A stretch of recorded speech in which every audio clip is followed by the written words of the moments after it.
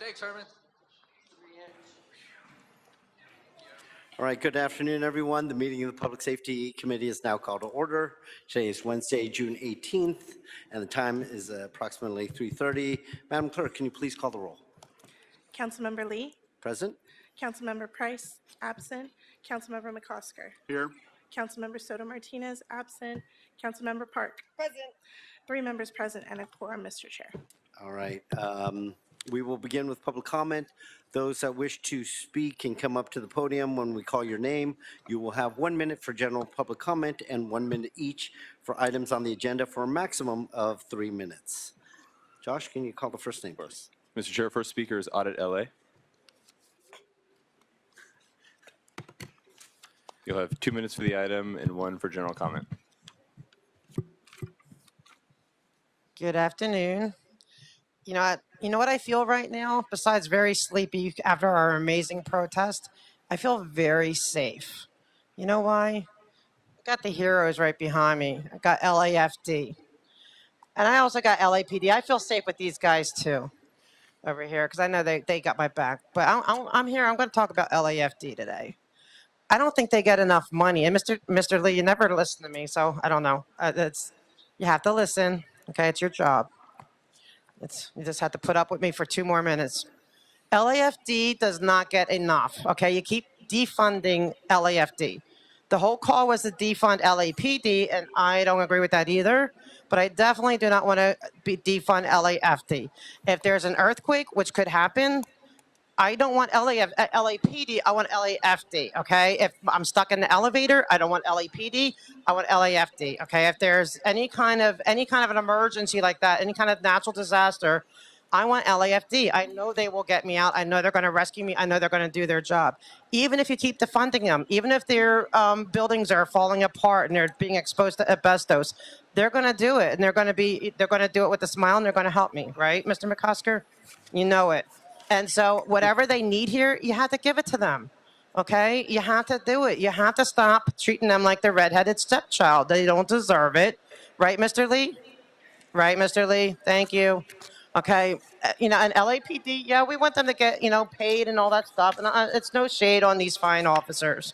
But they get all the attention because they have like a union that is like so terrorizing in the state that nobody wants to cross it. Okay, and then they get all these donations, and I want to know who's donating. I want to know if it's the Church of Scientology, because like they get all these donations, and we don't know where it's coming from, and I don't like that either. So I say until they open up and let us know where the money's coming from. General comment. Give the money to LAFD. Sorry, LAPD. I just don't like the secret money stuff. I don't like it. All right. So this weekend we had an amazing Father's Day. Happy Father's Day to every father, grandfather here. Okay, I wish you the best. But I got a permit to have a Father's Day, end family separation, stop ADA abuse at the Church of Scientology. And I'm just putting it on record here. I am being, harassed. They're calling my kid. They're coming to my neighbors, all this weird stuff going on. But it's okay. We're going to progress because I am committed to the cause, okay? And I'm also committed that when they that's why I need LAFD to hear. When they keep closing the fire lanes, okay, they got to stop doing that. But after that, thank you, Mr. Lee, that he finally did listen to me for 2 seconds. I appreciate it, sir. But listen more. See, Mr. McCosker, you listen all the time. How come you're so good at it? Thank you. Next speaker is Herman Herman.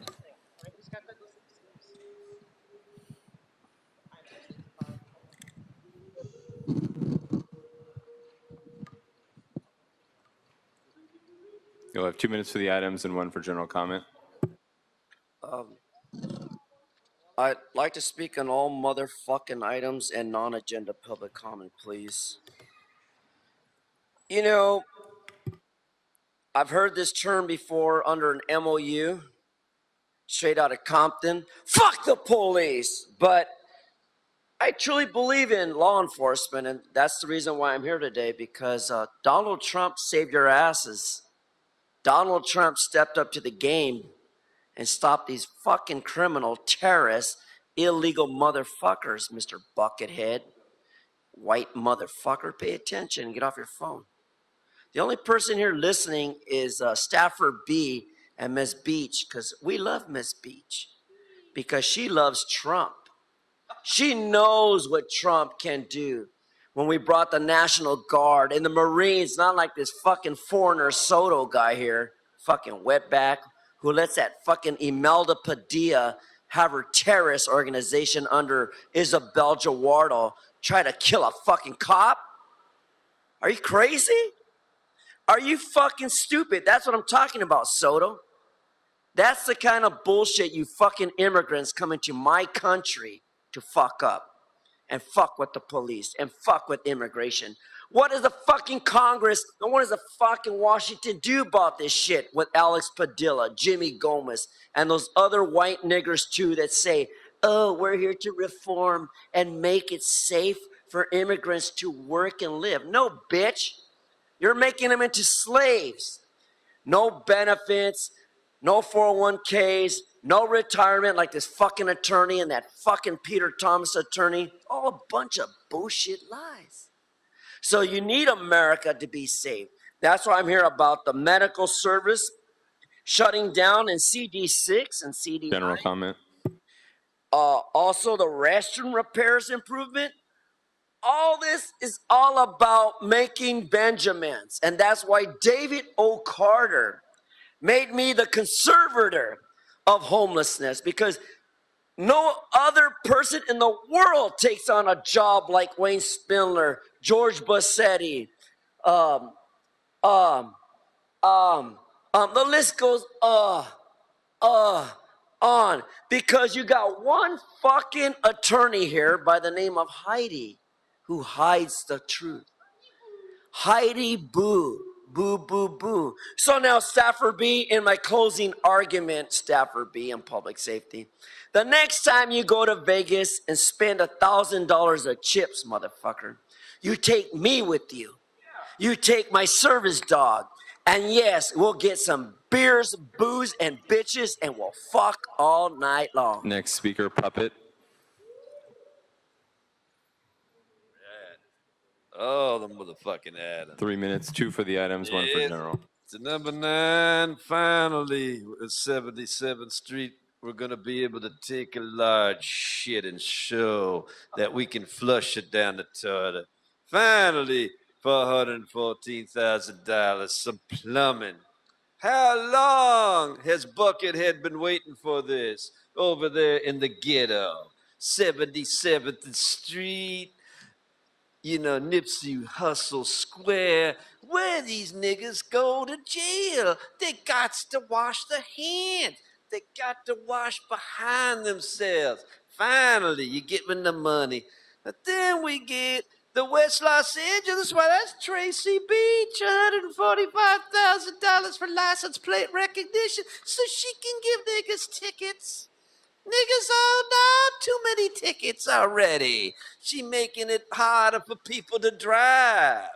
That's right. It's like this free turkey sandwich. Number 8 is a fucking turkey. And then, of course, we get to the overtime problems here. Let's see, vector control, city fire department. Did you know in this very room that Tracy Irene Park put 300 burnt properties under the public nuisance hearing starting at Monday at 8 o'clock? Did you know that she did that? Making these poor burn victims the subject of a public nuisance fine. Shame on Tracy and her demon ways. And then, of course, we get the Van Nuys Police Department for Padilla shutting down medical services. Now, what's going to happen when they choke on their chicken and turkey and they try to get CPR? No more for Padilla and Van General Nuys. comment. Now we get to the general comment. And we know from the Ethics Commission that John Lee wants to learn how to play Baccarat. Let's give him a hand. He was given $1,000 in chips with Mitchell Englander while he's the chief of staff to gamble for somebody else, and he says that that was not a gift. Now, I asked the attorneys on this panel, Tracy Irene, and over there, Mr. Buckethead. If somebody gives you $1,000 in chips and says, gamble for me, is that a gift? Or is this motherfucker right? But you see, John Lee's facing $60,000 in ethics commission fines. And then, of course, where's Curran Price? He's going to court Friday and his 10 felony charges. So you have 2 out of 5 criminals on this panel. I urge Tracy Park to take the cases pro bono. Thank you. Next Help speaker, them, Tracy. George They need Bazzetti. lawyers. You want this sandwich here, Soto? I'll give you the sandwich. You look like you're hungry. You'll have 3 minutes, 2 for the items, 1 for general comment. Okay. First, I'd like to thank the LA City Fire Department for doing their youth programs. Anything that will help keep our youth out of trouble, unlike LA Unified. Are you aware that LA Unified threw 300,000 children on the street? I have the documents of how they lied to the state and everything because I compare their budget with what they give to the state. Why do you think we're having homelessness and all this crime now? And now they just had to write a $500 million bond against the general fund to take more money out of those few that are left. What do you think 300,000 kids is doing to our society? Now to the Urban Search and Rescue Cooperative Agreement. Boy, how could anybody be against that? We're saving lives. Emergency services, Swiftwater flood. Who can be against that? That cares. Shutting down medical services at the police department. That shouldn't be happening. Do you realize that in federal court it was stated that just on Skid Row, while we were in court, 60 homeless died at 7 per day. Now that's seriously sick. On hazardous waste management at the fire stations, they shouldn't be exposed to hazardous waste. They deal with it too much. When I was in business and made glass cutting machines, I had retired firemen who had to retire from damage from fires coming by my machines because they couldn't work in the fire department anymore. And I had a brother-in-law that was a fireman telling me how he was falling through General floors comment. while the buildings were burning, you know? Give these guys some respect. And I'd also like to thank the LAPD, LA Sheriffs, and the CHP, as I understand it, under the leadership of our Chief of Police, because on the way to the Roybal hearing, I saw how they had everything professionally set up and they kept the really bad guys. These people can complain all about the LAPD. They got real problems, and I know. Because who do you think worked with law enforcement for years and got rid of your Office of Public Safety because you didn't take care of it? The guy you hate, me. Because those cops trusted me and Celeste King IV, and in 9 months we eliminated that police department because you wouldn't do a damn thing to help them. And when the sheriffs got into trouble with the Board of Supervisors, we get a call and we make sure 100% everything passed. So you could slime me all you want. You guys haven't. Thank you. Next speaker, someone signed up for Haiti Ron Hubbard. Okay, good enough. You'll have 2 minutes for the item and 1 for general comment. So there's a couple items here related to human trafficking, and one of the things I want to talk about is I have 2 legitimate stories right now. The cases line up, all their facts line up, and the problem is, right, that they've already tried going to LAPD, and in one of those there's actually a big-time celebrity involved that's directly owns one of the development companies that's been used with Inside Safe. Here's the problem that some of these victims have, right? They try to go to the police. What happened? What happened? They won't allow them to submit a police report. Well, wouldn't you know it, I ran into the same issue as I was trying to file a police report against Heidi Soto, Heidi Boo, who I beat, when she tried selectively and maliciously prosecuting me with a bogus criminal charge, won the case, right? And I went over to the Central Station about 2-3 weeks ago, and I tried filing my police report, and guess what they did, right? Guess what they did? Not just one guy, but 3. And these weren't just regular field officers. A detective, 3, 2 lieutenant 3s, all denied me just the mere act of submitting a police report. And I have their serial numbers here. I've already talked and submitted their complaints and all that, but I want you to know and be on notice about it too. Detective Quintanilla, serial number 37452, outright said with a shit-eating grin on his face that I'm not going to take your police report. And then this moron, I caught him to admit, right, that he had 2 other shit-eating grins behind that were lieutenants. Mathis, serial number 30400, and Steiter, serial number 35831. You can look that up on watchthewatchers.net and find out who they are.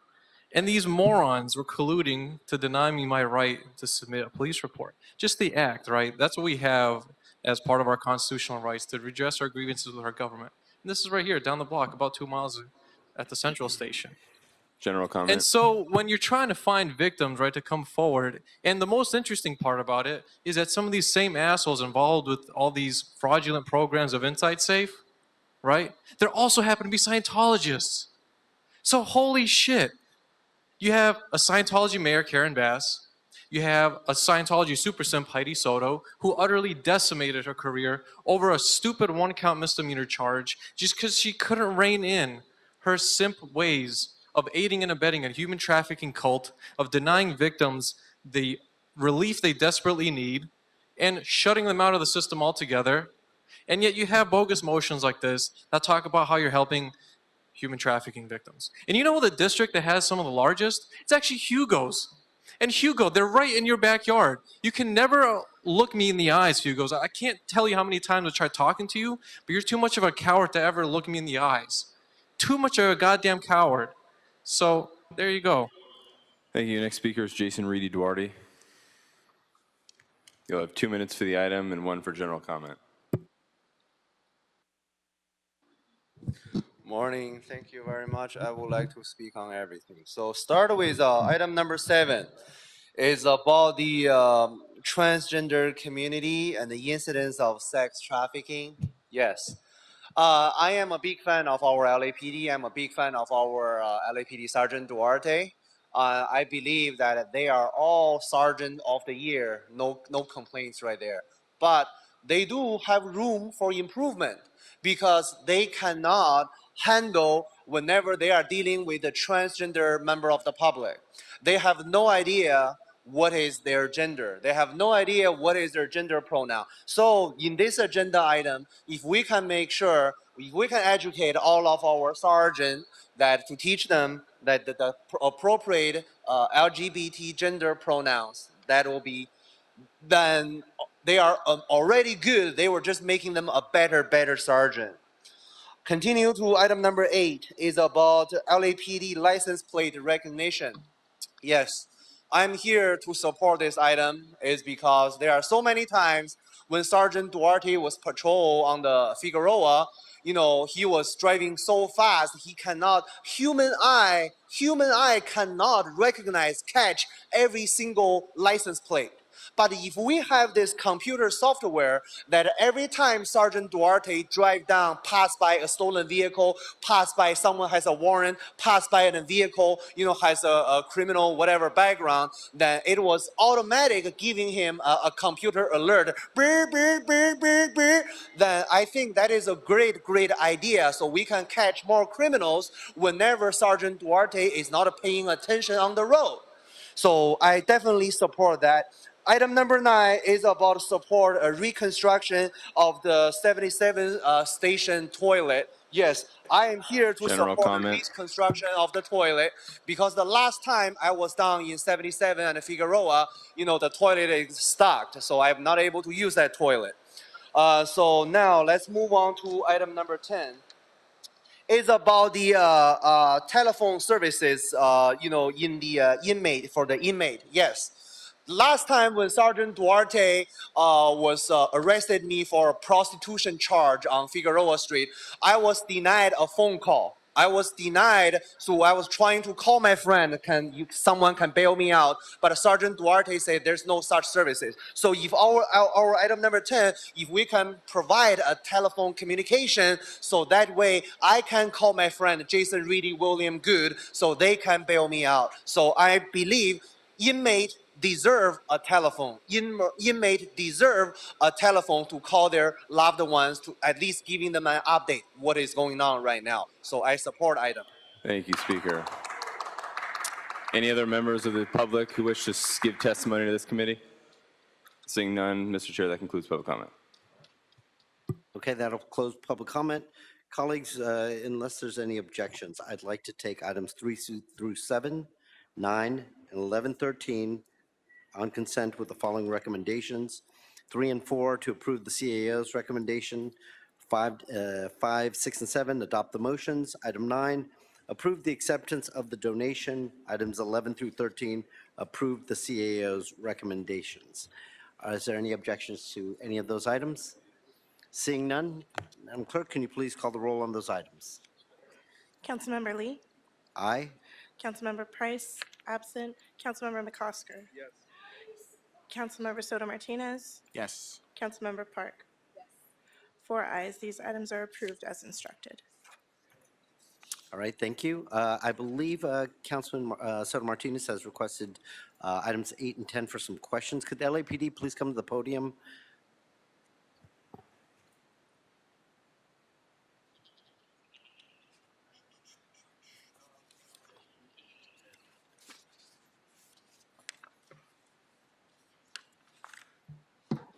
All right, thank you for joining us, gentlemen. Councilman Soto Martinez, I'll hand it over to you. Thank you so much, Mr. Chair.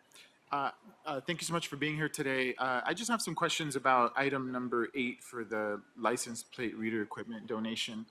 I'm not sure if y'all saw an article that came out by Cal Matters a few days ago that is alleging the LAPD, among other law enforcement agencies, had been sharing license plate data with ICE and Border Patrol. And so I just want to ask a little bit more about that. And then the recent article in the LA Times came out that there was a lack of formal data sharing agreement with Flock. So I just want to ask, like, is there a data sharing agreement with Flock regarding the donation we're about to receive, or should it be approved, received from? Yeah, good afternoon. I'm Commander Randy Goddard, Information Technology Bureau, LAPD. To answer your question, Council Member, we do have flock cameras in the city. All of that data is the property of the Los Angeles Police Department. It is private. We have to have a memorandum of agreement signed by the Chief of Police with agencies that we want to share that data with. Right now, we only have 5 of such agreements signed. I can tell you what those agencies are. None of them are federal agencies, and by no means would we ever be able to share any data with Immigration Customs Enforcement. So what does our agreement with Flock say about data sharing? Our agreement with Flock basically says that the data that comes from the cameras is LAPD's data. It's owned by the LAPD, and LAPD is the only authorized owner that could basically go into an agreement with another agency to share that data. Flock cannot share that data with anybody without the express permission through a memorandum of understanding by the Chief of Police and the other agency. And do you have a copy of that MOU? I do. Okay, can you share it with my office, please? Absolutely. Okay. Thank you. That's all my questions I have. I'm sure folks have read the articles about this. I won't be supporting this item today, but I had some questions. I'll look at the MOU. I might change my vote for full council, but for now, I think given everything that's happening, I just wanted to understand it a little bit more. And that's all I have. Thank you, Mr. Chair. Thank you so much. You can have a seat. Madam Clerk, can you please call items 8 and 10 into the record and then take a roll call on them?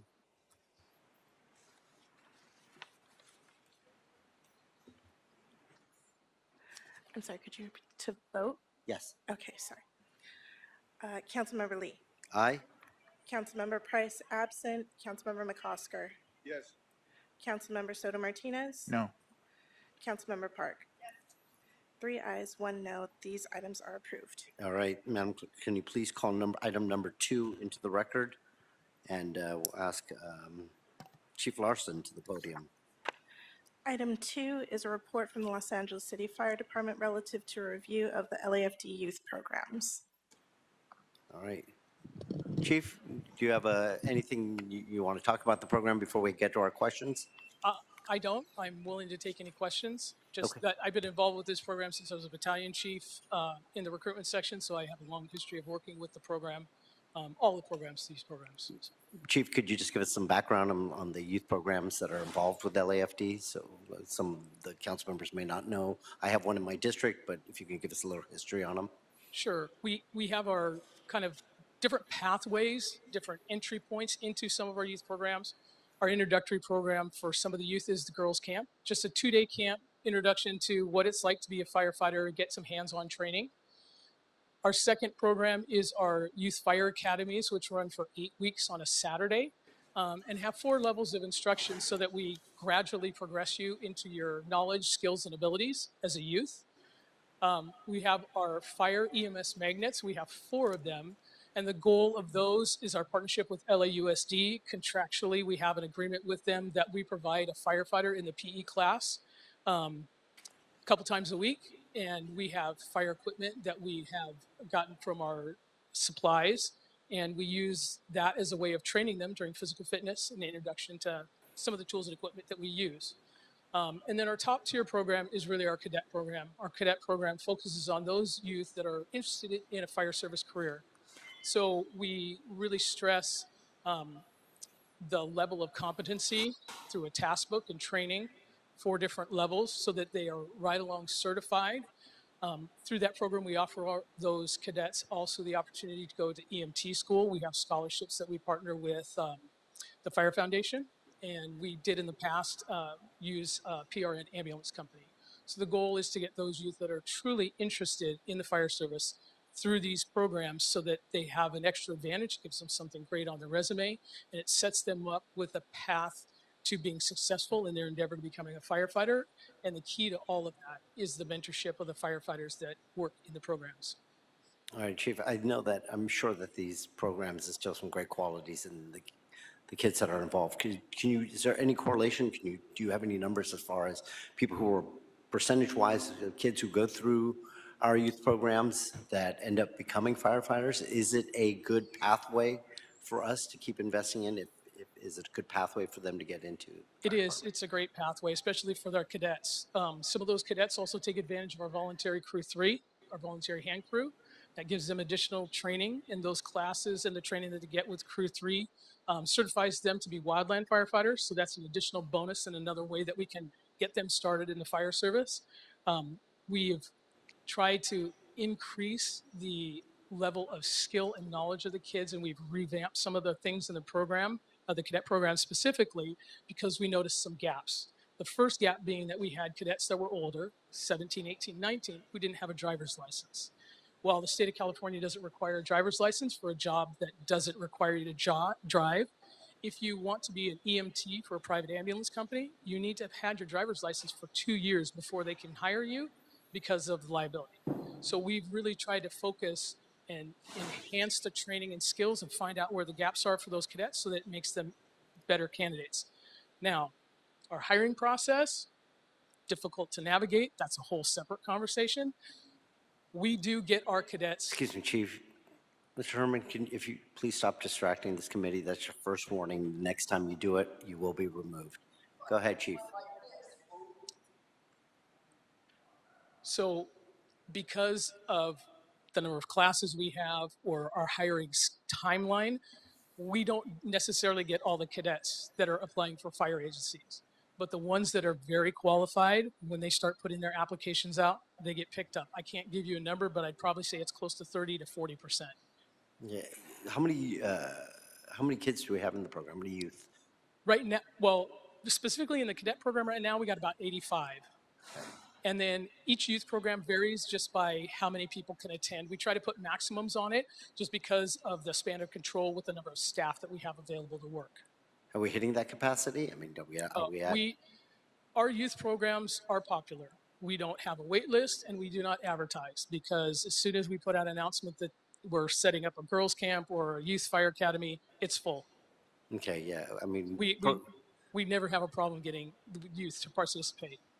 Yeah, the program 106 has been a huge success. I actually know some of the kids that have gone through that program, and they've helped make them great adults. Yeah, well, one of the cadets that went through post 106 is currently on our job, completing his probation right now. So there is that pathway for those young members who have wanted to step up and become firefighters, especially for the city of Los Angeles. And I believe through the training that he received, he pulled over and saved someone's life. He did. Yes, he did. If I remember And correctly. we recently just added a post down in the harbor at Fire Station 38. We had a post there before, and a bunch of people promoted and transferred out. We now have some people that transferred in that are willing to take over that program. So that's a win for us as well. Thanks, Chief. Colleagues, any questions about the youth programs in LAFD? I have a quick question. Sure, please, Councilor Burke. Chief, as a council office, how do we work with the fire department to bring youth programming to our districts? The biggest challenge we have is the facility. So we just lost our drill tower 40 in the harbor because they're undergoing renovations to become a marine operations training center. So we're limited right now to Frank Hotchkiss Training Center, drill tower 81. We have in the past done it on the west side at Fire Station 59. It's a little more complicated, but we've been able to do it. How much space do you need? Space is not as much the issue as the parking around that area, because last time we did it at Fire Station 59, everybody got parking tickets parking on the street. It's interesting what we choose to ticket and what we don't. Yeah. Okay, thanks. Yeah. Colleagues, any other questions? Sure, Mr. Martinez. Thank you so much, Mr. Chair. Thank you, Chief, for this really incredible report, and thank you for making this a presentation, Mr. Chair. It's the first time I hear it in the 2 years I've been on this committee. It's just great to hear the many programming you have. I'm very happy that we're filling every possible seat, and that we don't have the challenges getting folks hired into the department. I think it's really great. I do want to speak a little bit about or ask some questions regarding the sort of the gender diversity of it. A stat I've heard here a few times that there are more, percentage-wise, there are more women in the Marines than the LAFD, right? And I think this is one way to try to solve that a little bit. But I noticed of all the different programs, I think the highest percentage was 27%, which is good, much better than I think the 3 or 4% that we have in the department. But I'm curious to know about the people who apply. Can you just give a flavor to that? The People to apply to the youth programs, or people to apply to the fire department? To the youth programs, to all the different youth programs. What's the ratio of applicants, like women to men? Well, we'll get whoever gets their applications and their stuff in on time. So usually, obviously, Girls Camp has the highest percentage of female participation, and a lot of it is timing for families. If we do something that's over an Easter holiday or a spring break, we usually get less participation. We advertise, once we do have a program, we advertise it, and it fills up really fast. So most of the kids who have been in, what we do is, if you've been in level 1 of one of the academies, you're automatically invited back. Now, people move, people decide that that's not what they want. So we can't really guarantee what we're going to get each time we open up a program. Mm-hmm. And what can we do as a council office to try to get more women applying into these programs? I think it's something we can also play a role in. Well, we try to make sure that it's announced through LAUSD, especially through our magnet high schools, so that we usually, let them know, hey, we're going to have this program and this is when it's going to open, so that you can apply, because we do have a lot of women that are in our fire EMS magnets. The goal of all our youth programs is, it's hard to say that we're going to make everybody firefighters, but we're going to make everybody good citizens. So, each year, each program, the demographics are completely different. Mm-hmm. Okay. I might follow up a little bit more with your office. You know, we have an all women's magnet school in the district. It's mostly women, young women who you know had some hardship in their life, and it's like an incredible academy. Many of these young women are just very focused and prepared, and we have great relationships with both of the high schools in our district. The principals have been great. I could just see an opportunity for council to partner on this. Go to the schools and try to find some more women to apply. I would love to see this report in a few years be 50-50. At the very least. With the nationwide number of women in fire still, professional paid still around 3.5 to 4%. Yeah. That is a very lofty goal. Yeah. I mean, I wish I could say that would be great, but I've been on 30 plus years and the number has only slightly gone up, and that is only because we started hiring back again in 2013. Yeah. But anyways, maybe we can talk offline and see how we can support each other in this work. Yeah, sure. Thank you so much, Chief. Thank you. All right. And questions, colleagues? All right. I believe this is just a note file. Am I correct? Thank you, Chief. I appreciate you coming here and telling us about Thank our you very much. programs. Do we need to vote on this, Madam Clerk? Okay, great. Let's see. That brings us, I believe, to item number 1. Can you please call that into the record? Item 1 is for discussion only and is a presentation from the Greater LA County Vector Control District. And if we can ask Suzanne, I hope I'm pronouncing this right, Klug, General Manager for the Greater Los Angeles County Vector Control District. Good afternoon, members of the committee, Councilmember Lee. Thank you so much for making a tiny bit of time for us today. Greater Los Angeles County Vector Control District has existed since 1952, but every year we're struggling with having our residents' attention and having them know the services that we provide. And so we really appreciate this platform to increase our outreach to our residents in the district and give you a little bit of information about the services we do provide. Next slide, please.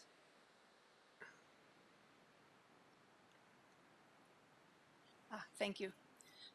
Yeah, so we are one of 5 special independent districts here in the county, and we're founded by an assessment on property on the property taxes annually for a single family home at $1897. We provide services for mosquito control as well as some black fly control and midge control. Midge don't bite, but they can present a huge nuisance if they emerge from spreading basins and water infiltration sites in large numbers. Next slide. We want to also make aware that there is a significant disease issue with this. Not only have the mosquitoes in recent years been a lot more nuisance creating, we have a new mosquito in town. It's the Aedes aegypti. It's a daytime biter that prefers to bite people. And so the biting pressure on our residents and homeowners is a lot greater than it used to be in the past when we had our Culex, local Culex mosquitoes that are not that keen on biting people and only will occasionally do so. So with these new mosquitoes comes a whole new challenge disease-wise.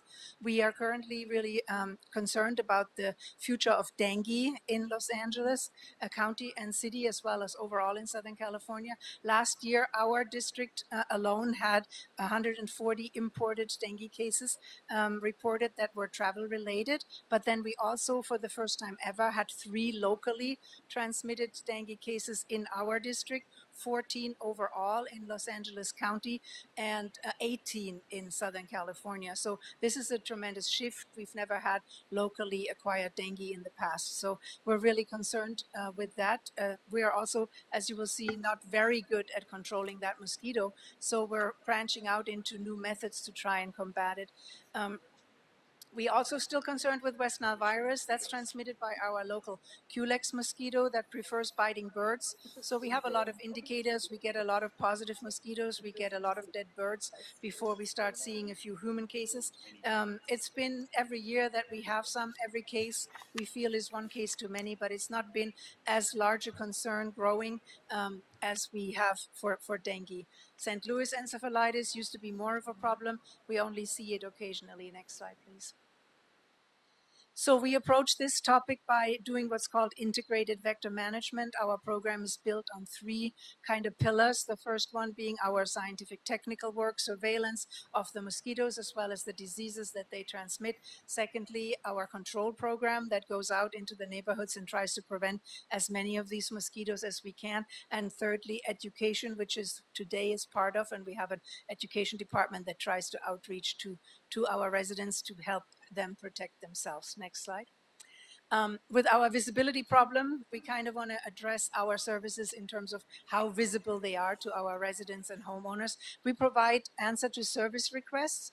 That means every resident can call us and we can come out and do a service request. We do yard inspections. We help them find where they have mosquito breeding. If we feel that it is one of their neighbors, we can address some of the neighboring properties as well, and try to eliminate mosquito sources, try to have our residents learn how to eliminate mosquito sources themselves, all in a direct contact. And a lot of our residents get exposure to us that way. But we love to have more people know about it because they're $18.97 annually, covers all of it. So when we do come out, there is no additional cost. Next slide. We do things that are a little bit less visible. We do a lot of general source review, like, for example, the low flows in our flood control channels. Next slide.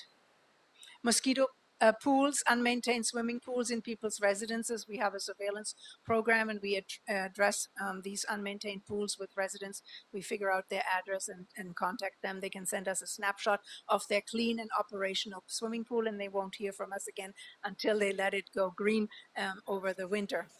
Next slide. We also treat the street gutters everywhere where roots of trees bring up the street gutters and prevent them from draining properly. Our vehicles go around and we treat with a biological mosquito control agent that is safe for birds, pets, anything else that will drink out of that gutter at a later time will not be impacted. It's really very specific to mosquitoes. Next slide. And then probably on the low visibility side, we have an underground storm drain program. You know, there's like thousands of miles of storm drains in Los Angeles County that we have a separate sewer and stormwater program. Thus, the water in those storm drains is clean enough for the mosquitoes to breed. Temperature is year-round, about 72 degrees. It's perfect and humid, and they love breeding there. So earthquakes and years of disrepair have kind of thrown these storm drains up, and they don't completely drain. So we treat a lot of storm drains annually as well. Next slide. We work in cooperation with Army Corps. We go and we remove vegetation from flood control channels and riverbeds to make sure water doesn't stagnate, water flows. Later on, we call the respective agencies, and they will just have to remove the trash from the place where we accumulated it for them to the flow of the water. Next slide. So this is a picture of the city of LA. We do not serve, and this is historically grown, the entire city. There is LA County West Vector Control District that serves pretty much everything on the west side of the 110 freeway, then on the west and south side of the 101, and everything south of Mulholland Drive falls within their territory, but they provide very similar services. And just to give you an idea, all the sources, all these dots, there's so many that you probably can't even see all of them. We have about 80,000 sources on record for the parts of the city that we serve, that we control all the time, and then all our resident service requests on top of that annually. These are the numbers from last year. So we do believe we provide a good service for not a huge price to our residents as it goes for mosquito control, even though we do realize they still have a considerable nuisance problem with these new invasive mosquito species. Next slide, please. Our scientific technical program, they provide black fly surveillance in all the running waters, the LA River, as well as some of the tributaries that are coming down from the mountains. They do mosquito trapping so that we have numbers locally, how many mosquitoes, and can respond if there's too many. And then we do submit these mosquitoes for testing at UC Davis for all the various diseases. As well, we have a dead bird program with West Nile virus. Birds are our first indicator. So we encourage residents to call and report dead birds so we can pick them up and submit them for testing. Next slide. So because we're so bad at controlling these mosquitoes, these new mosquitoes, with ordinary measures, because they can breed in something as little as a bottle cap in 1 million properties that is in our 1,000 square mile jurisdiction. So there is like 98 of us. It's kind of a daunting task, and we're not very good into getting into everybody's yard, everybody's drain, everybody's bottle cap. We are looking into using what's called sterile insect technique, where we're sterilizing male mosquitoes and they don't bite. We irradiate them. Their reproductive organs are a little bit more susceptible than their regular body cells to the radiation. So they are functioning males, except that they're kind of sterilized and they cannot procreate. They will go into all these backyards for us and find these females to mate with, and all the offspring out of these unions will not be viable. So mosquito numbers will come down. We're currently doing it in a small portion of La Cañada, no, not La Cañada. Oh, I'm pulling a blank, huh? Sunland Tahanga, there it is. I was at La Cañada last night, so I have them on my brain. Yeah, Sunland Tahanga, small areas, but we would love to expand. But obviously, a big new program like that is going to take a little extra money. Next slide. The advantage of doing that is that these male mosquitoes will find the females for us and basically eliminate the next generation. This works really well. We've done it for a year now in our pilot program. It's environmentally friendly, it's pesticide free, and it is definitely sustainable. So we're going to continue look into how we're going to fund this program. Next slide. Of course, our communications department is also an important part of our work. They reach out in so many different forms. They give presentations to our communities at different levels. We have done a whole round of city presentations this spring to make people aware of our services. We do a lot of traditional outreach, radio, social media. So we try to be in people's minds so that they know to call us and get the service for the money that they contribute. We're not always getting through as well as we would hope to, but they're doing great work. With that, I think it brings me to my conclusion. Yeah, we just want to ask maybe that all of you have great followers because of your elected offices, and so do look us up on social media, follow us, repost our post so that we have as big a spread as we can possibly hope for.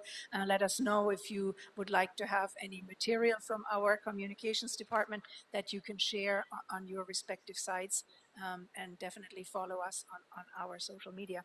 With that, I'll be happy to answer any questions. Well, thank you, Ms. Clue. As we transition into the summer months, obviously it becomes a bigger problem.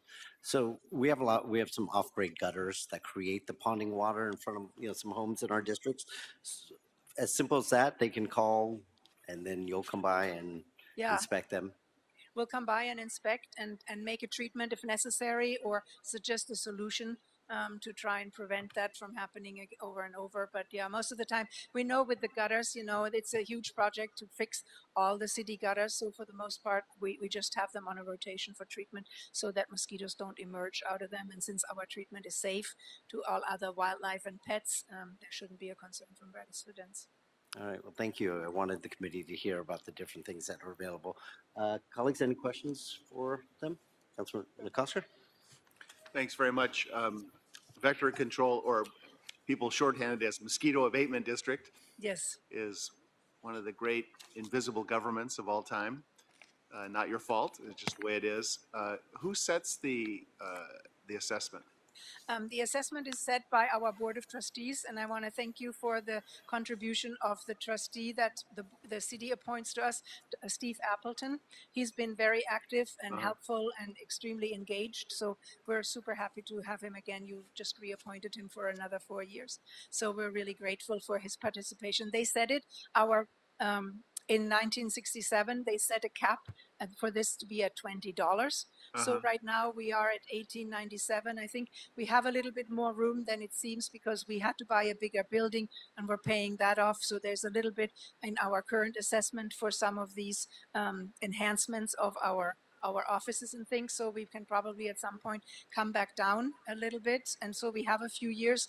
We were going to go to a Proposition 218 vote in this fall, and we had done a lot of preparation for it, but our initial survey this April did not show that our homeowners and property owners are very much in favor of spending more money than the cap of $20 for mosquito control at this moment. And so since we didn't have enough support from the property owners, we're not going this year. We're going to reattempt perhaps in 27 to see if when the economic situation is a little bit more predictable. The cap is set by the board, or is the cap was set by set- legislation? The cap was set in a Proposition 218 vote back then. So we always have to go back to a vote from our property owners only. So we would send 1 million ballots, a little okay. over 1 million ballots to all the property owners, and Yeah. they have to get back. And from the votes that we do get back, we need 50% plus one vote Mhm. for this to stand. So at this moment, there does not seem to be an appetite for it.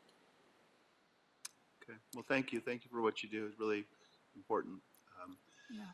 Thank you. And I agree. We hit the summer months, and with pools and sometimes there's standing waters with, overflow from irrigation or the occasional water event. But then if it just sits in a broken curb, it's good to know that we can, besides sending out our forces to scoop out, water or suck out water, we can also ask you to do a spray. Yeah, and we do work closely with Public Works whenever we can, and they have been very helpful. Sometimes it's just having to reconstruct all the sidewalks throughout the city to get all of that water flowing. It's going to be a bigger project, but we always in contact and try to see what can be done so that we can take things off of our list of things to treat in the future. Thank you. That's definitely the case. Thank you very much. Thank you so much. All right, Councilmember Park. Thank you, Mr. Chair, and thank you for the really informative presentation. A couple of questions for you. And these are questions that I hear from time to time from my residents. But what does someone do to flag repeat issues? So, for example, in the Venice canals, standing water in docked boats, just common occurrence. We know it goes on regularly. So how do we flag that kind of thing for you? I think pretty much Venice, for example, is in LA County West Vector Control, our neighbor to the west. But I think just the same as for us, they probably have these already on their list. Like we know every street gutter that's not draining in our jurisdiction, and we have routes that get treated on a weekly basis, depending on the material we use and how long it lasts. So I'm sure they know it. But if you feel they don't, it doesn't hurt to give them yet another call and remind them that this is an issue, and they will be out and looking into it.